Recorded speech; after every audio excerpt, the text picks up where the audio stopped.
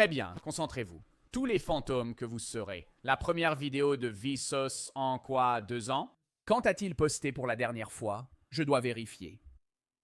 Vague de selfie. Au fait, cette vidéo est géniale. Il n'a rien posté depuis le 17 novembre 2022. Presque 3 ans. Il a posté une vidéo hier, intitulée « Twice ». Tous les fantômes que tu seras. Salut, Vsauce, Michael ici. Un grain de farine raffinée mesure en moyenne 82,67 microns de large. Cela signifie qu'un sac de 5 livres de farine contient environ 2,7 milliards de particules individuelles de poussière de farine. Maintenant, si chacune de ces particules était une personne, 3 sacs pourraient représenter chaque être humain vivant sur Terre aujourd'hui. 8,1 milliards de petites choses. Je pense que quand on atteint cette échelle-là, une fois qu'on dépasse 1 million, il devient vraiment impossible pour les humains de concevoir à quel point c'est énorme. Je ne pense pas que tu puisses, tu vois, je pourrais rester ici et dire qu'il y a 8,1 milliards de personnes dans le monde, mais tu ne peux pas visualiser 8,1 milliards de personnes. C'est pareil avec l'argent. Je pourrais dire que cette personne est millionnaire. Et tu comprends ça parce que c'est relatif aux revenus d'un individu. Même si quelqu'un gagne 35 000 par an, quelqu'un qui gagne cette somme peut raisonnablement comprendre quelqu'un qui gagne 1 million de dollars. Mais quelqu'un qui gagne 1 milliard de dollars, c'est 1 milliard. Et puis, il y a des gens qui ont des centaines de milliards de dollars. Et c'est un montant que tu ne peux même pas concevoir physiquement, à moins de le comparer à quelque chose comme dire « et c'est l'équivalent de 40 méga-yachts » ou quelque chose comme ça. As-tu moins de 30 ans? Cette question divise presque tout le monde en 2 groupes, oui ou non. Mais peux-tu imaginer?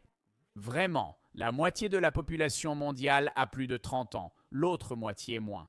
J'aurais pensé que la limite serait plutôt à 35 ou 40 ans. Ça a du sens. Oui, mais il faut y penser. Selon toi, la moitié des vivants a plus de 30 ans, l'autre moins. La population est toujours en croissance. En fait, avec la baisse de la natalité, ça diminue, mais autour de la Seconde Guerre mondiale, c'était très différent. Dans les années 40, c'était sans doute du 70-30. Peu de gens dans le monde dépassaient 30 ans. Imagine une deuxième question qui pourrait ensuite diviser ces 2 groupes en 2. Eh bien, si c'est le cas, et si tu continuais à faire ça, après seulement 33 questions, tu te retrouverais avec plus de 8 milliards de groupes, chacun contenant une seule personne. En d'autres termes, parmi toutes les personnes vivantes aujourd'hui, nous pourrions identifier un individu précis. Par exemple, toi, avec seulement 33 questions à réponse oui ou non. Ouais, mais il faudrait que ces questions fermées soient extrêmement précises, non? Quelles seraient les 33 questions générales que tu pourrais poser? Quelles seraient ces questions? Est-ce qu'elles existent vraiment? Nous ne le savons pas, mais nous savons qu'à peu près autant de personnes meurent chaque année, un peu plus qu'un quart de tasse. Mais environ 2 fois plus de personnes naissent. Mais combien de personnes sont-elles jamais nées? 100. Je crois que je connais la réponse. Je pense qu'environ 8% de toutes les personnes ayant jamais existé sont en vie en ce moment. Parce qu'il y a tellement plus de gens dans le monde. Mais on est aussi à un niveau où on a atteint, en gros, le paradoxe de Fermi, qui dit qu'il n'y a pas... C'est en gros une explication ou une théorie sur pourquoi il n'y a pas de vie intelligente qu'on n'a pas encore vue si l'univers existe depuis aussi longtemps.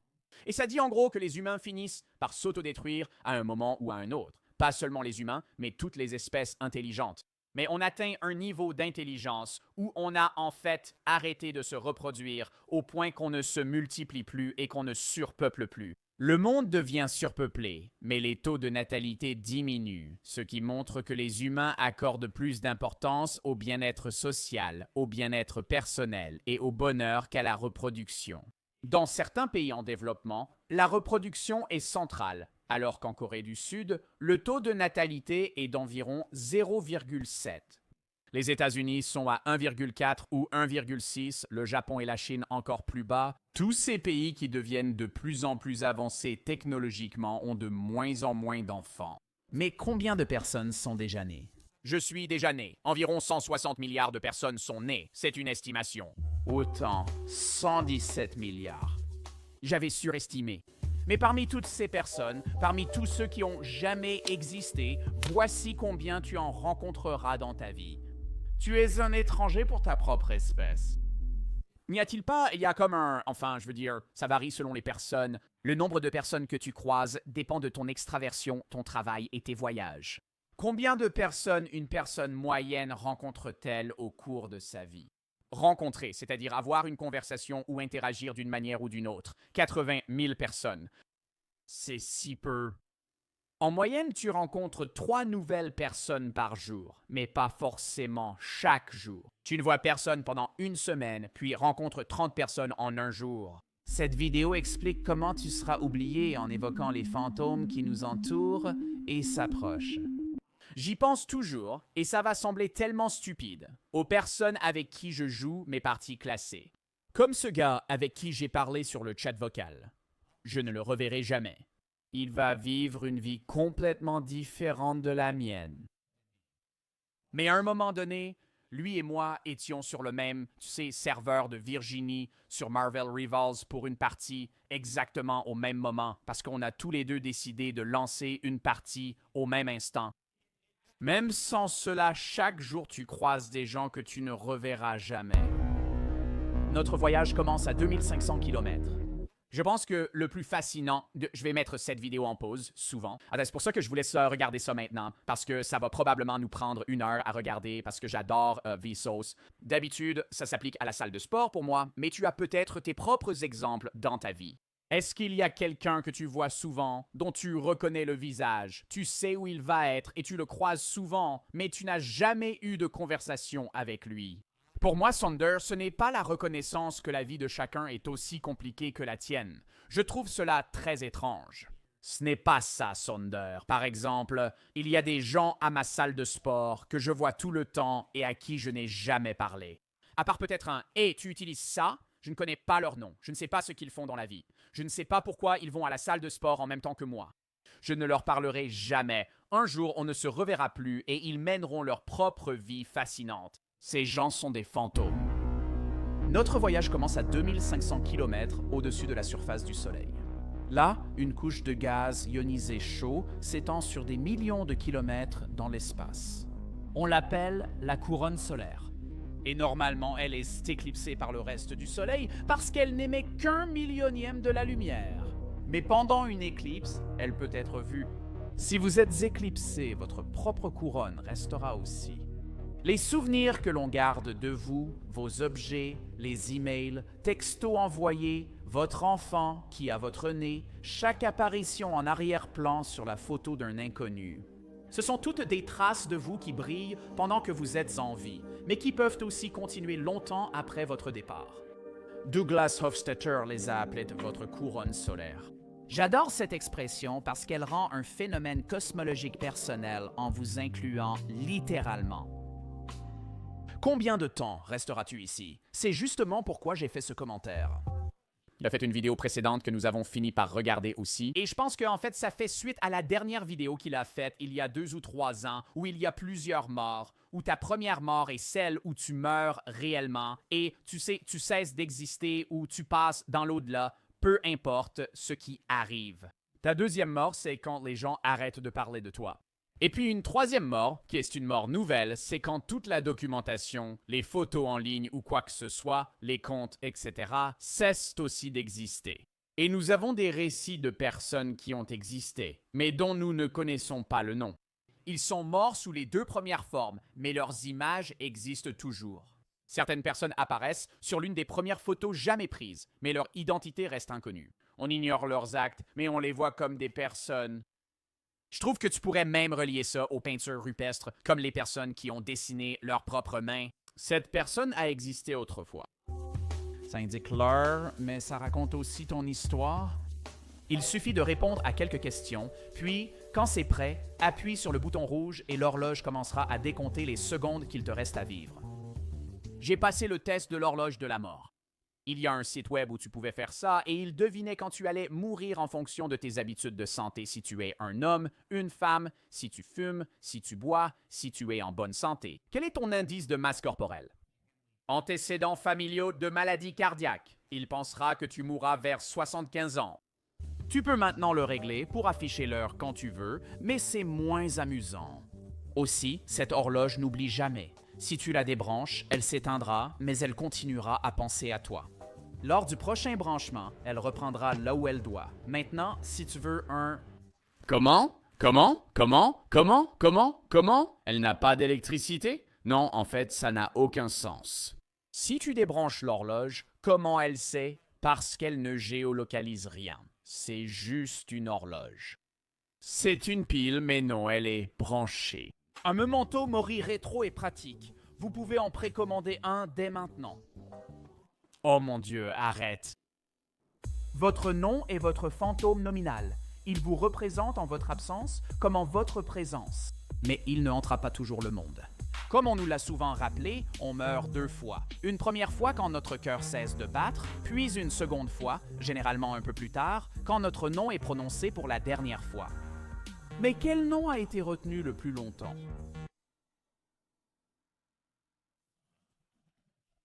Quel nom? Il y a des personnes plus anciennes. Beaucoup diront « Oui, je savais qu'on répondrait Jésus, mais ce n'est pas lui ». Il y a des personnes qui ont existé avant Jésus et qui sont connues dans l'histoire à l'époque avant Jésus-Christ. Socrate, par exemple. Désolé, ce n'est pas lui. Socrate a existé avant Jésus et il est connu depuis plus longtemps. On pourrait citer Adam et Ève, mais ils ne sont pas historiquement attestés ainsi. Tu dirais probablement Adam et Ève. Ce sont des noms attribués à des personnes dans la Bible, mais il faut parler d'individus historiquement documentés. Lucie, mais Lucie ne portait pas ce nom-là, Lucie. Qui est ça et la personne la plus âgée? Il va probablement répondre, mais j'aimerais bien essayer de deviner, quand même. Qui est la personne la plus âgée dont le nom n'était pas comme... On a donné à Lucie le nom Lucie, non?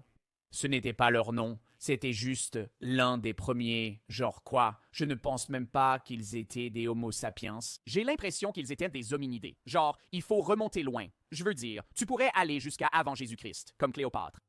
Tu pourrais dire genre Khéops, l'Égyptien. J'ai l'impression que la société égyptienne était l'une des premières à avoir des documents historiques, mais il y avait des sociétés avant les anciens Égyptiens. Je n'en ai aucune idée. Gru des mignonnes. Qu'est-ce que tu dis là? Signé ici, sur cette tablette vieille de 5000 ans. Oh là là, c'est le nom écrit le plus ancien que nous ayons jamais trouvé, Kushim. Comment savent-ils que c'est un nom? Je n'ai jamais compris comment ils traduisent ça. Comme ces tablettes, par exemple, est-ce du blé? Ce n'est qu'un dessin. Kushim. Comment sait-on que cela signifie Kushim? Est-ce le nom écrit le plus ancien trouvé? Bien sûr, c'est Kushim. Oh merde, c'était ma prochaine réponse. Kushim, le premier personnage nommé que nous connaissons dans l'histoire écrite de l'humanité, probablement. Ce n'est pas tout à fait clair si Kushim est le nom d'une personne ou simplement le titre d'un détenteur de fonction. Pour en être certain, 1 ou 2 générations plus tard, cette tablette a été fabriquée. Elle contient 3 noms, Galsal et 2 personnes qu'il a réduites en esclavage, Npop X et une femme nommée Sukalgir. Ces individus sont les champions incontestés pour éviter la seconde mort, et grâce aux pratiques et technologies d'archivage. Il y a combien de temps? A-t-il dit quand c'était? Il y a 5000 ans, donc 3000 avant Jésus-Christ. Ces individus sont les champions incontestés pour éviter la seconde mort. Et avec les pratiques et technologies d'archivage telles qu'elles sont aujourd'hui, votre nom pourrait, en théorie, durer aussi longtemps que ceux-ci ont déjà duré. Mais vous savez, je dois dire, si vous voulez... Je me demande toujours si YouTube existera encore. Vous savez, pendant longtemps après aujourd'hui. Évidemment, pendant la vie de vos enfants, YouTube sera probablement toujours là. Mais tu penses qu'en l'an 2150, les gens vivants à ce moment-là pourront regarder cette vidéo de Vsauce sur YouTube? Je pense que cela aura sûrement été renommé et transformé. Mais je ne vois pas, même avec des espaces de stockage nouveaux, inventifs et plus petits pour, tu sais, des téraoctets, il y aurait juste tellement d'informations à stocker. Tu penses qu'à un moment donné, YouTube dirait « On va juste tout effacer de cette année à cette année ?» J'ai l'impression qu'il garderait tout. J'ai l'impression que ce serait archivé. Je pense vraiment qu'en l'an 2200, tu pourrais revenir en arrière et regarder une vidéo de Vsauce.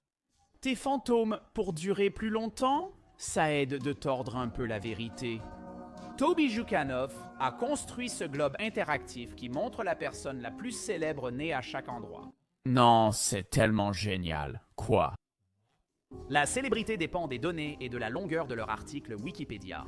Oh, et leurs noms sont plus grands selon à quel point ils sont célèbres. Platon, Aristote, Marco Polo, Leonardo da Vinci, Francisco Franco.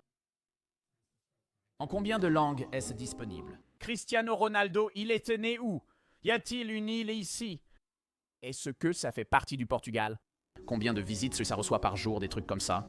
Parmi toutes les personnes vivantes aujourd'hui, environ un quart de cuillère à café sont citées sur Wikipédia. Voyons maintenant Stilwell.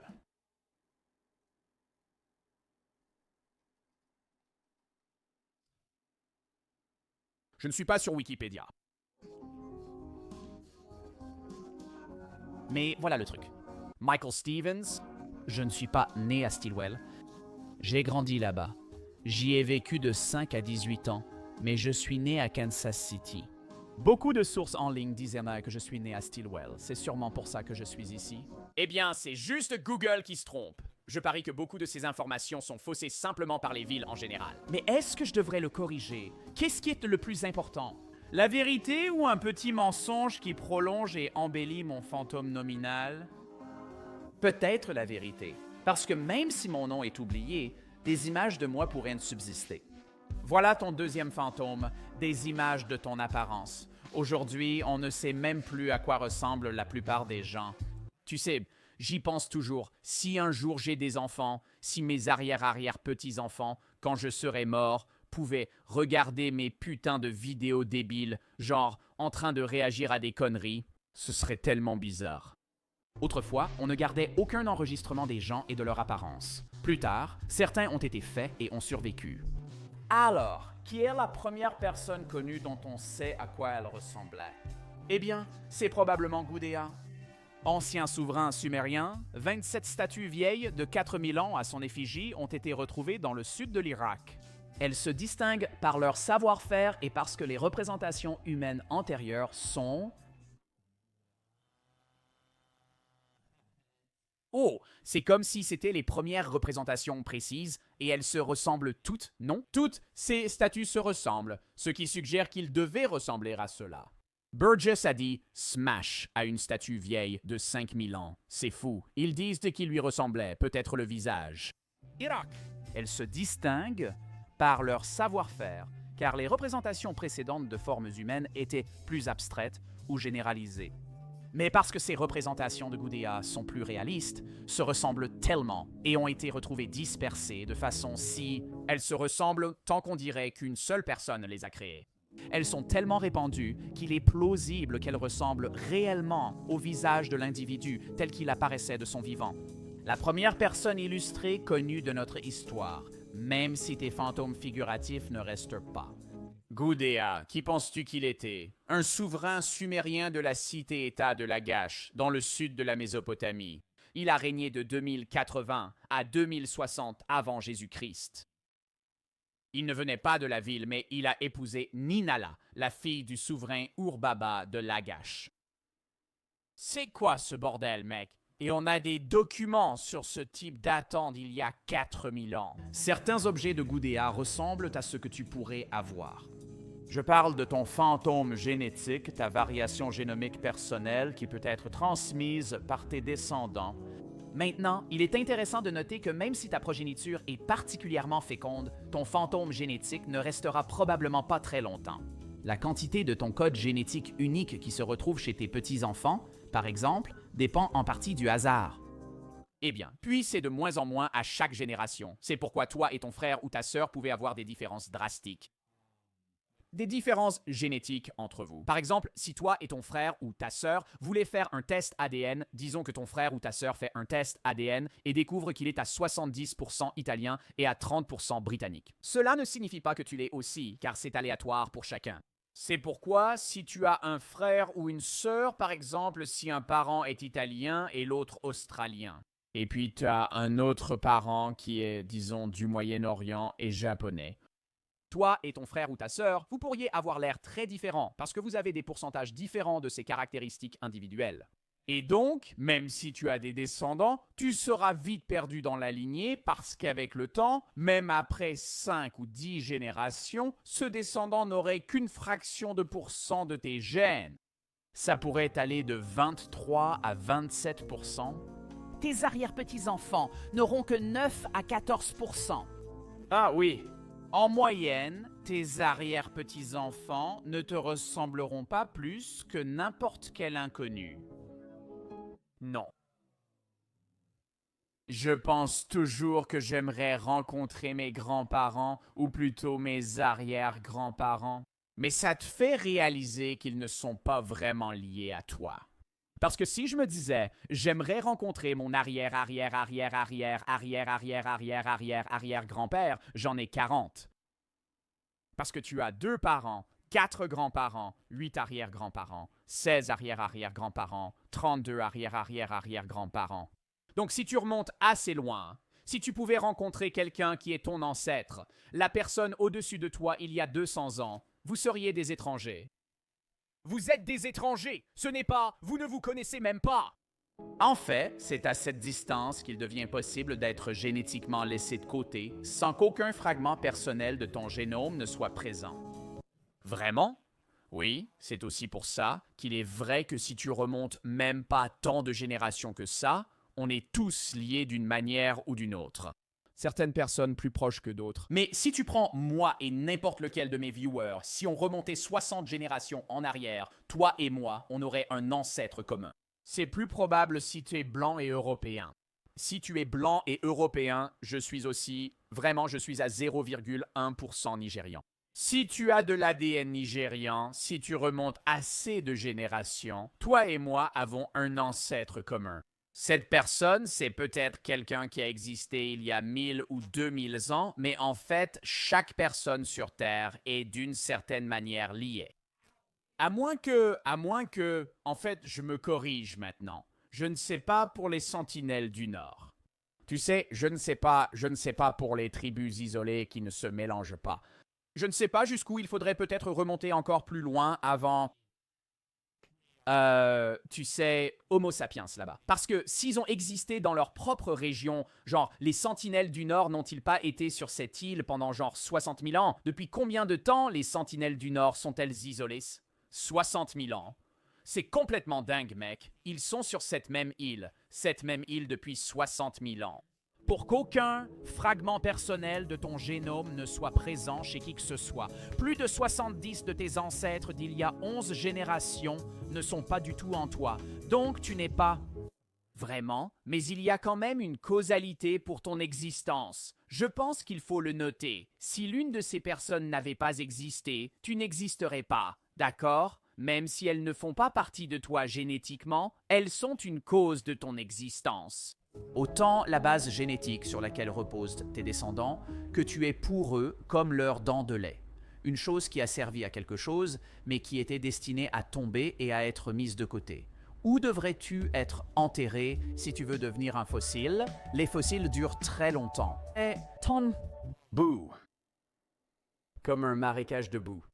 Ton héritage pourrait être de représenter notre espèce dans une pose osseuse cool dans un musée, dans des millions d'années. Eh bien, il s'avère que la fossilisation, la minéralisation des os en fantômes rocheux, est un phénomène extrêmement rare. Bill Bryson le dit ainsi, moins d'un dixième de 1% d'une espèce a la chance de devenir fossile, ce qui signifie que dans des millions d'années, tout ce qu'il restera de chaque personne vivante aujourd'hui aux États-Unis sera probablement seulement environ 60 os fossilisés, même pas un squelette humain complet.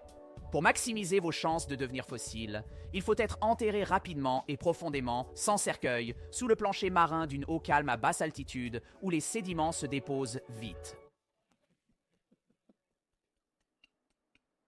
Et fin et où les niveaux d'oxygène sont faibles.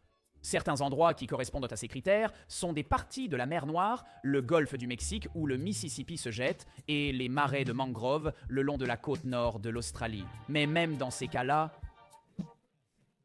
je suis un homme de 85 ans en fin de vie. C'est comme dire, je pars en vacances dans le golfe du Mexique.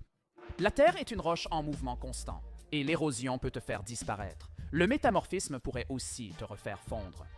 Donc, si tu veux laisser une trace pendant longtemps, pars. Le plus vieux fragment terrestre inchangé n'a même pas été découvert sur Terre, mais ailleurs. Oui, si tu étais simplement projeté dans l'espace et éjecté. Lune où la géologie est moins intense. Un monolithe gravé avec ton nom et ta biographie, enterré sur la Lune, serait une bonne idée. Sauf que, tu sais, dans 5 à 10 milliards d'années, notre Soleil va se transformer en géante rouge, engloutissant la Terre et la Lune et les détruisant probablement à jamais. Donc, un disque en cuivre recouvert d'aluminium et d'or flottant dans l'espace serait encore mieux. Les disques d'or à bord de la sonde Voyager pourraient exister pendant des billions d'années. Ils pourraient concevoir... Quoi? Je pensais peut-être à 1 million d'années ou quelque chose comme ça, des billions d'années. Des billions d'années. Donc, on pourrait tous être morts pendant 1 billion d'années et une nouvelle espèce pourrait trouver notre seul disque où l'on raconte la vie dans les années 40. Il serait probablement encore lisible même après que la dernière étoile se soit éteinte. Mais votre dernier type de fantôme sera là aussi. C'est ce que j'appelle votre fantôme d'ondulation, l'effet domino diffus de toutes vos actions. Dans un siècle, des gens profiteront de l'ombre d'un arbre que vous avez planté sans jamais se demander qui l'a fait. L'effet papillon nous garantit en quelque sorte à tous une forme d'immortalité anonyme et minuscule. Eh bien, je dis toujours que vous, d'accord, ce n'est pas une garantie, mais il y a une chance que vous ayez, sans le savoir, contribué à la mort ou à la vie d'une personne. Je ne veux pas dire que vous avez donné naissance à quelqu'un ou que vous l'avez tué, mais le fait de retenir quelqu'un dans une file d'attente au café ou de faire n'importe quoi pourrait être la raison pour laquelle cette personne vit ou meurt un jour donné. Et pas seulement eux. Parce que disons que je décide d'aller manger ce soir. Et j'y vais, je fais la queue. Et ils me disent mais qu'il y aura 30 minutes d'attente. Puis les gens qui arrivent derrière moi doivent attendre 5 minutes de plus. Ces personnes, comme A, pourraient mourir dans un accident de voiture en rentrant, ou l'éviter pour cette raison. Ou bien ils rentrent chez eux et, à cause de leur retard, les autres personnes avec qui ils interagissent sont aussi retardées. Et d'autres personnes encore sont retardées. Je veux dire, c'est juste la théorie du toast brûlé en général, mais amplifiée par le fait que tu as peut-être été la raison pour laquelle des gens sont morts ou ne sont pas morts, et tu ne le sauras jamais. En naissant, tu as déjà changé l'univers de façon irrévocable. Le moindre... Rien qu'en existant, tu as changé quelque chose. Tu as changé la vie de quelqu'un simplement en étant en vie.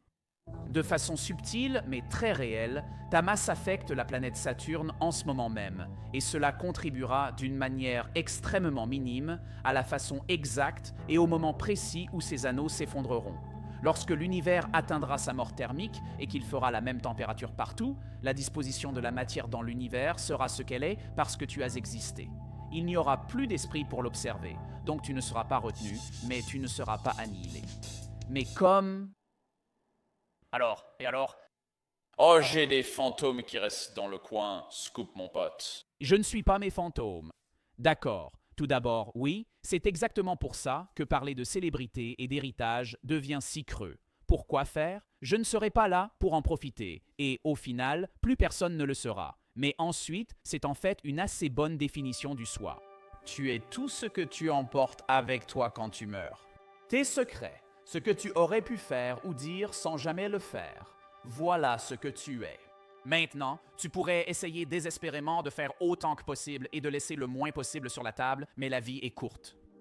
Trop courte? Oui, les plus grandes parties de toi sont celles que personne ne pourra jamais vraiment expérimenter. On disait littéralement ça plus tôt dans ce stream où personne... Oh non, en fait, je ne disais pas ça plus tôt dans ce stream. J'enregistrais une vidéo de philosophie plus tôt aujourd'hui. Personne ne pourra jamais vraiment comprendre qui tu es, même s'il s'agit de la personne la plus proche de toi.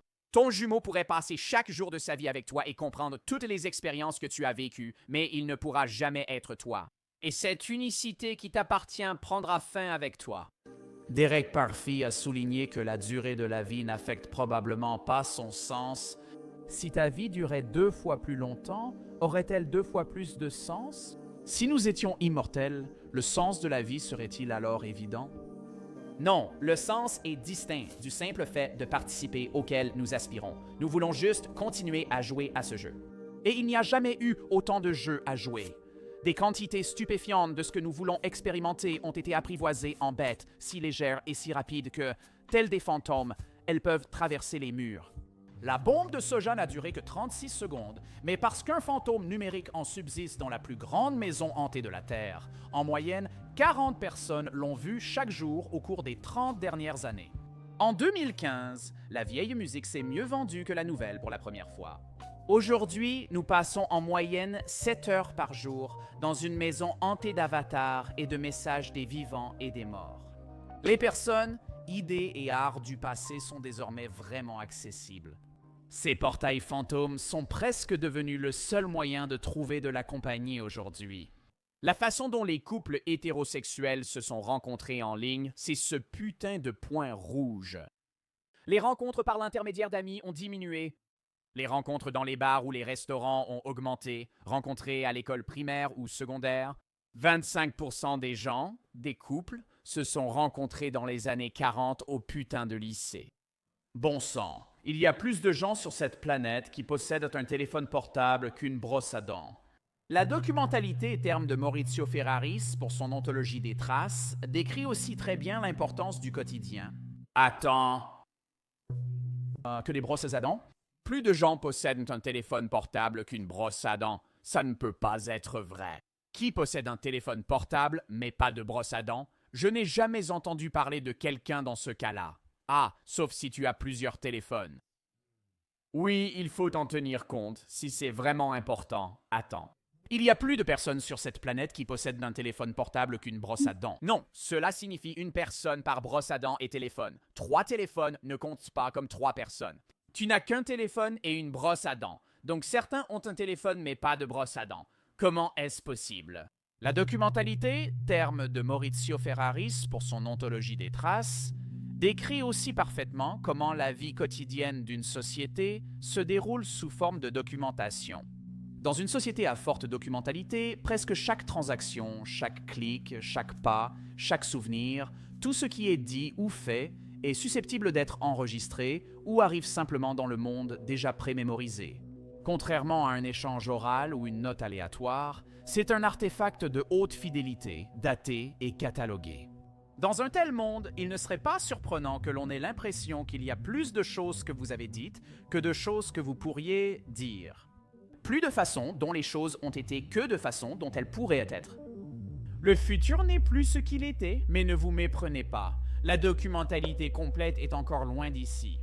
Comme je l'ai déjà mentionné, nos estimations de la population humaine actuelle comportent une marge d'erreur d'environ 2 à 3%. Cela signifie qu'autant de personnes peuvent exister ou non à tout moment. Et c'est pourquoi, je veux dire, l'Inde, je pense, est en train de réaliser un recensement. En 2027, le recensement de l'Inde de 2027, également connu sous le nom de 16e recensement de l'Inde, doit commencer en 2 phases. Le recensement des logements en octobre 2026 et une phase d'énumération de la population le 1er mars 2027 parce qu'ils ne savent pas combien de personnes il y a. Par exemple, l'Inde ne sait pas combien de personnes vivent dans son pays. On peut faire des estimations approximatives, mais c'est l'un des pays les plus peuplés au monde. Ils ont environ 1,8 ou 1,4 milliard d'habitants selon les estimations. Ce chiffre pourrait être erroné de plusieurs dizaines de millions. Rien qu'aux États-Unis, il y a environ 40 000 corps de personnes décédées dont l'identité est inconnue. Lorsque Steve Fawcett n'est pas revenu au Flying M Ranch en 2007, les équipes de recherche ont découvert 8 crashs d'avions non identifiés, présents depuis parfois des décennies, mais aucun n'était le sien. Et lorsque les autorités ont recherché Gabby Petito, ils l'ont retrouvé ainsi que les corps d'au moins 8 autres personnes qu'ils ne cherchaient même pas. Nous ne sommes pas une espèce documentée, mais juste un groupe d'animaux entrant et sortant des pièces. Cependant, quelque chose a changé récemment. Personne n'est allé les chercher. Comment vont-ils? Je ne comprends pas qu'ils soient non documentés. Ce sont des gens juste morts, peut-être recherchés 1 mois puis oubliés, sans qu'on ait pu savoir qui ils étaient. La dernière fois qu'un corps a été enterré dans la tombe du soldat inconnu, c'était après la guerre du Vietnam, mais il avait été retiré en 1998 après que des tests d'ADN l'ont relié à un nom, Michel Joseph Blassie. En 2014, les procureurs n'avaient pas besoin de témoins ni d'images de caméras de sécurité pour reconstituer ce qui s'était passé entre Michel Carter et Conrad Roy, car ils avaient ces milliers de messages textes. Bien qu'ils vivaient à seulement 56 km l'un de l'autre, Carter et Roy ont eu une relation presque uniquement par message texte. Donc, ce ne sont pas des fragments de leur relation, ce ne sont pas des preuves de toute l'histoire, ils sont toute l'histoire.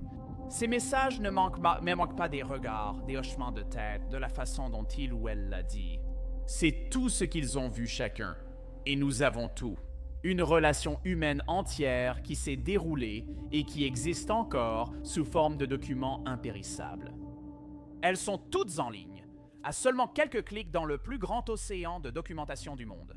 Et nous continuons simplement à le remplir, transformant de plus en plus ce que nous faisons et voyons en fantômes.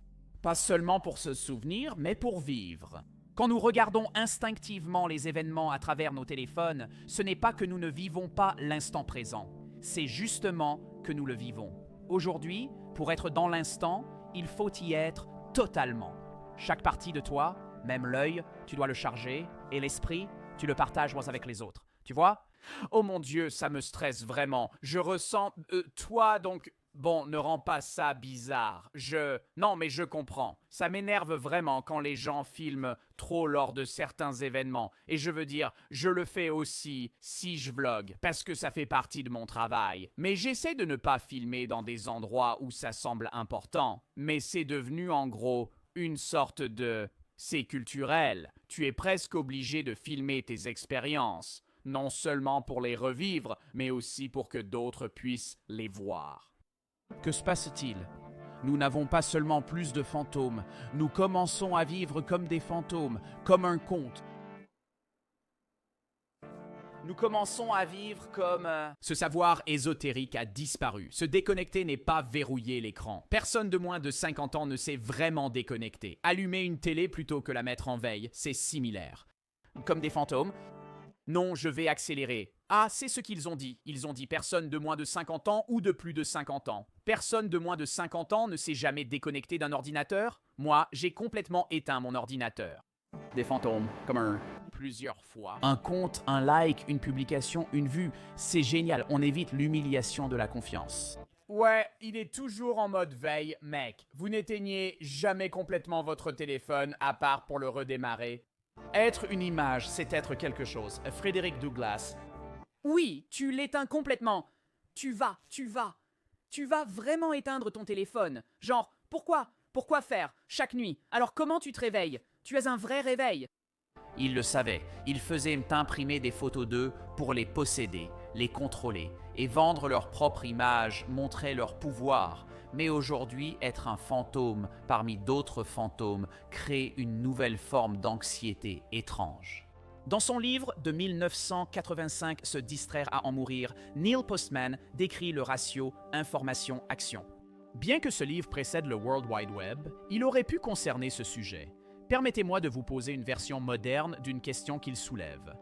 À quelle fréquence quelque chose que vous voyez sur les réseaux sociaux vous amène-t-il à modifier vos plans pour la journée, à entreprendre une action que vous n'auriez pas prise autrement ou à vous apporter un éclairage sur un problème que vous devez résoudre? Quand tout persiste, l'irrélevance prend le dessus. Mais le défilement constant de malheur, de plaisir et de distraction n'est pas seulement sans importance, n'est-ce pas? Non, c'est vraiment un fantôme qui peut vous traverser. Vous pouvez rester assis à regarder pendant 1 heure sans vous souvenir d'une seule chose qui vous a été présentée. Nous ne faisons pas... Ouais, oh mon Dieu, je pense que c'est aussi l'enfer des médias au format court. Tu te souviens de regarder des vidéos YouTube ou des streams? Je ne pourrais pas te citer plus de 10% des TikTok que j'ai vus au cours de la dernière journée. Par exemple, aujourd'hui, je ne pourrais pas te dire... si tu retournes voir tes vidéos likées, tu te souviendras de les avoir vues, mais c'est comme si tu les découvrais à nouveau. Ton esprit se déconnecte pendant que tu regardes. On fait ça parce que ça fait du bien. On le fait parce que nos esprits veulent être troublés. Un défilement sans fin de nouvelles décontextualisées, d'horreurs, de comédies, de familles et de saltos arrière n'est pas une abomination moderne contre nature. C'est exactement la niche dans laquelle nous avons évolué pour prospérer. Oh non, mon cerveau a évolué pour manger des baies dans une grotte. Non, il a évolué pour atteindre la luxuriance de l'Asie du Sud-Est, puis traverser la ligne de Wallace. Pas parce qu'il le fallait et pas parce qu'il le pouvait, mais parce que ce qui se trouvait au-delà était la prochaine étape et nous avons l'autoplay activé. Et construisons un truc qui flotte et genre, on pourrait rentrer dedans. On pourrait appeler ça un bateau. Hein? C'est quoi ça? Où est-ce que ça va nous emmener? Ailleurs. Nous ne sommes pas... Oui, on cherche toujours quelque chose d'autre. Je pense que c'est aussi... Même pour les premiers humains, ce n'était pas forcément de l'ennui, mais plutôt de la curiosité mêlée au besoin de voir et d'expérimenter de nouvelles choses. C'est pour ça que je pense que beaucoup de gens sont plus déprimés aujourd'hui qu'avant, parce que la plupart des gens sont comme paralysés dans un 9 à 5 qu'ils détestent, et devoir vivre la même chose chaque jour, c'est comme une torture. Or, l'univers qui fait l'expérience de lui-même. Nous sommes l'univers qui s'ignore lui-même. Nous sommes l'univers qui cherche autre chose. Pour rester ici longtemps, il fallait ne pas rester ici longtemps. Je ne pense pas que ce soit le risque ou le défi qui nous motive. Les bonnes histoires, la curiosité et l'aventure sont le glaçage sur le gâteau que nous désirons vraiment, l'instabilité. L'incertitude sur l'avenir peut être excitante. Pourquoi? Comme les girafes ont développé de longs coups car personne ne mangeait les feuilles en hauteur, et les mammifères polaires une fourrure blanche car personne ne mangeait la neige, l'imagination a été sélectionnée chez les humains car personne ne consommait les possibilités. En tant que singe fragile au milieu de...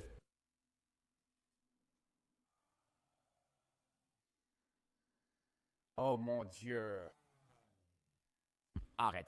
En tant que singes doux confrontés au changement climatique, ceux qui ont survécu n'ont pas attendu la réponse de la sélection naturelle. Comme aujourd'hui, ils misaient sur la résolution, sur la capacité d'imaginer et de manipuler un monde analogue dans leur esprit, plutôt que sur l'évolution. Merde, mec. On ne vit pas dans l'instant, on vit dans le présent. Mais les premiers humains ont survécu en étant capables de projeter comme un miroir de la réalité dans leur propre cerveau un idéal qu'ils pouvaient atteindre ou un monde idéal qu'ils pouvaient accomplir. Et c'est tout ce qu'ils faisaient encore, et si tu échouais, tu mourrais. Ici, on peut imaginer des choses qui n'existent pas. On s'est amélioré pour créer ces mondes. Des hypothèses, le passé et le futur, comment les choses pourraient être. On comprend que ramasser du bois maintenant sera utile. On sait aussi qu'en l'absence d'eau ici, on peut en apporter. Oui, nous sommes l'une des seules espèces capables de provoquer volontairement de la douleur. Et vous savez, de l'inconfort en sachant que cela apportera du plaisir plus tard. Alors que la plupart des animaux fonctionnent simplement sur la base du plaisir et de la douleur pour survivre. Nous, on est capable de voir au-delà de ça et ça nous donne un avantage sur les autres espèces. Pour nous, le monde n'est pas notre maison. C'est le carburant du feu qui brûle ici, là où nous vivons vraiment.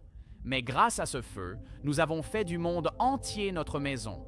Nos ancêtres sont ces hominidés, dont les résultats... Je veux voir ce graphique, mais je déteste qu'il l'affiche si rapidement. Personne par kilomètre carré. Le nord-est est très peuplé. Certaines parties de l'Europe aussi. Waouh, presque toute l'Australie est inhabitée. Pourquoi? C'est tellement étrange. Je comprends que c'est le désert et que c'est plutôt l'outback. Genre, je comprends cette partie de l'Afrique parce que c'est littéralement juste du sable et il fait 40 degrés dehors. Mais est-ce qu'il fait aussi chaud dans cette partie de l'Australie? Parce que là, c'est l'équateur et ici, j'ai l'impression qu'il ne fait pas aussi chaud. Le Canada aussi, mais c'est juste très froid. Alors, pourquoi y a-t-il certaines poches au milieu de ces régions? Comme ici, juste des points aléatoires de personnes, un peu dispersés. Des tribus, on peut voir ça aussi dans la forêt amazonienne.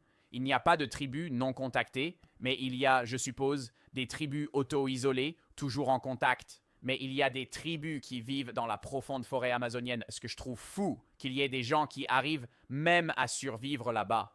Nos ancêtres sont ces hominidés dont la résolution n'a jamais été résolue. Bien sûr, regarder la télévision en boucle ou faire défiler un fil d'actualité sur les réseaux sociaux, c'est assez différent que de traverser le détroit de Bering, mais c'est quand même déstabilisant, non? Qu'est-ce qui va se passer ensuite? Chaque nouveau balayage t'apporte quelque chose de différent, comme la niche cognitive que nous avons construite. Les gens partent à l'aventure en ligne au lieu de le faire en personne. Nous-mêmes, cela ne se résout jamais. Mais contrairement à nos ancêtres, il y a bien moins de danger. Nous pouvons observer et interagir en sécurité chez nous, comme des bagages transportés à la vitesse de la lumière. Oh mon Dieu, c'est pour ça que les réseaux sociaux sont si addictifs. Ils te donnent cette aventure et ce plaisir sans la peur de... tu as toujours ce facteur inconnu, mais ce n'est plus la peur de l'inconnu, dans le sens où tu ne vas pas mourir parce que ton bateau coule au milieu de l'océan Atlantique. Bougez du tout. Internet est une mine de torsion et de vanité, des impulsions qui nous font tourner en rond sans nous faire avancer, et des envies pas assez fortes pour nous pousser à agir. Nous ne nous divertissons pas jusqu'à la mort. Nous nous divertissons jusqu'à la vie. Une vie plus longue, plus effrayante. Et comme toujours, merci de regarder. Wow. Tu penses qu'il va encore falloir attendre 3 putains d'années avant qu'il poste à nouveau? Pourquoi il fixe juste la caméra? Le bouton est bloqué, impossible de le changer. Il reste verrouillé sur ton argent. Honnêtement, j'ai envie d'en acheter un. Je veux aller le voir. Attends, tu sais combien ça coûte? 80 $. Ah, tu sais, c'est une horloge de la mort et elle tourne sans fin, bordel. 80 $, compte-moi 30 secondes.